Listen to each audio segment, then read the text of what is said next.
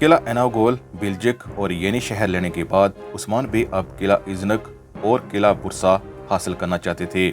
ایسا اس لیے عثمان غازی چاہتے تھے کیونکہ وہاں کے رہنے والے لوگ بازنطینی گورنروں سے تنگ آ چکے تھے اور ساتھ میں وہاں انصاف کی کمی بھی موجود تھی۔ اس کے ساتھ ساتھ وہاں ٹیکس ادا کرنا بھی اتنا آسان نہ تھا، اسی لیے وہاں کی عوام کو نہ تو انصاف میسر تھا اور نہ ہی وہ آسانی سے تجارت کر سکتے تھے۔ عثمان غازی نے یعنی شہر لینے کے بعد وہاں عدل و انصاف جاری رکھتے ہوئے نہ صرف مسلمانوں کو انصاف فراہم کیا بلکہ غیر مسلموں کو بھی برابر کے حقوق دیے۔ اور جہاں تک بات ہے ایزنک کی تو وہ سلجوق دور میں سلجوق ریاست کا حصہ رہا تھا، باوجود خواہش کے سلجوق اسے واپس حاصل نہ کر پائے تھے۔ لیکن چونکہ جو جگہ مسلمان تلوار کے زور پر حاصل کر لیں وہ پھر امت مسلمہ کا وطن ہی رہتا ہے، اسی لیے عثمان بے جلد ہی قلعہ ایزنک کے ساتھ ساتھ آس پاس کی زمینیں بھی حاصل کرنا چاہتے تھے کیونکہ ایزنک تھا ہی مسلمانوں کا۔ یوں ہی عثمان بے نے یعنی شہر کو فتح کیا، اسی دوران خبر آئی کہ منگولوں نے سلجوق سلطان علاء الدین سوئم کو قتل کر دیا۔ سلطان کی موت کے ساتھ ہی اناطولیہ ریاست کئی حصوں میں تقسیم ہو گئی۔ جو علاقہ جس قبیلے کے زیر اثر آیا وہ قبیلہ وہاں حکومت کرنے لگا۔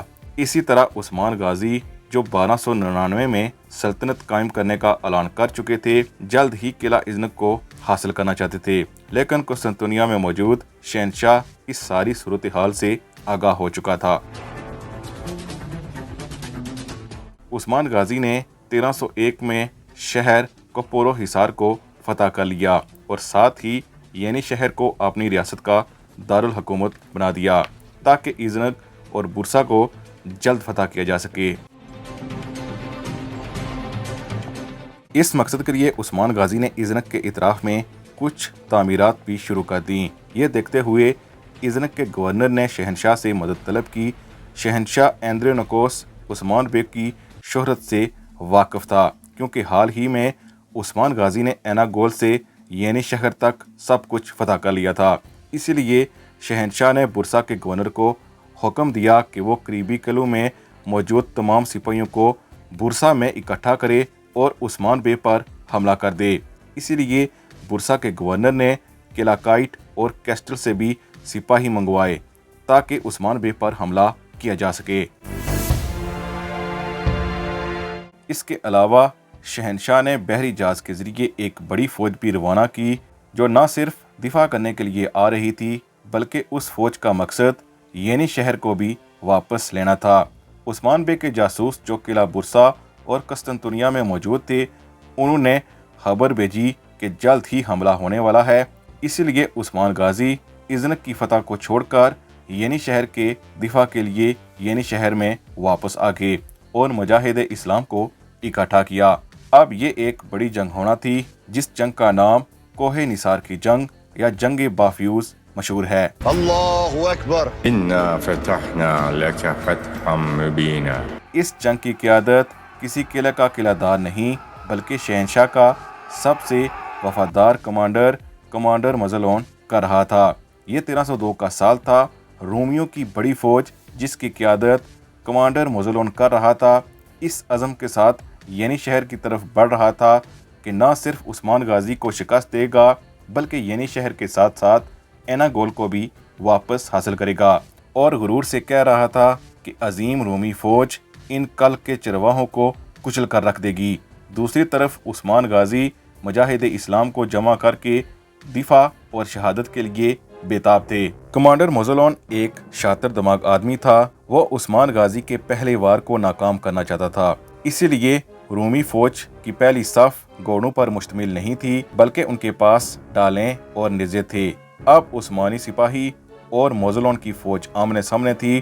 عثمان غازی اپنی صف کی قیادت کرتے ہوئے آگے بڑھے لیکن کمانڈر مزلون پہلی صف میں موجود نہیں تھا، صرف اس کی فوج آگے اور وہ پیچھے کھڑا صرف تماشا دیکھ رہا تھا۔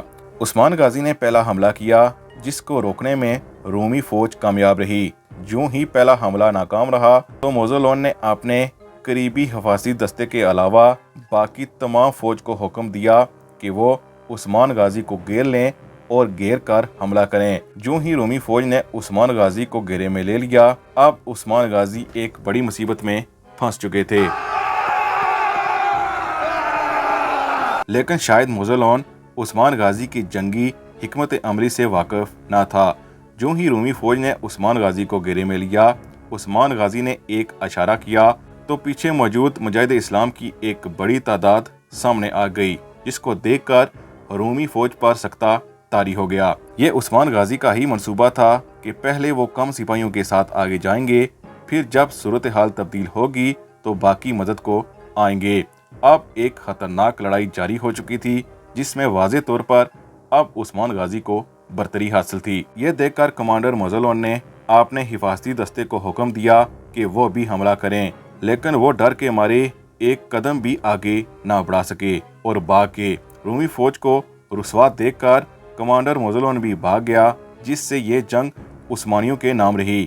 اس جنگ کے بعد ہر انصاف پسند آدمی اور مسلمان یعنی شہر کی طرف کھینچا چلا آیا، جس سے اب عثمان غازی مزید طاقتور ہو چکے تھے۔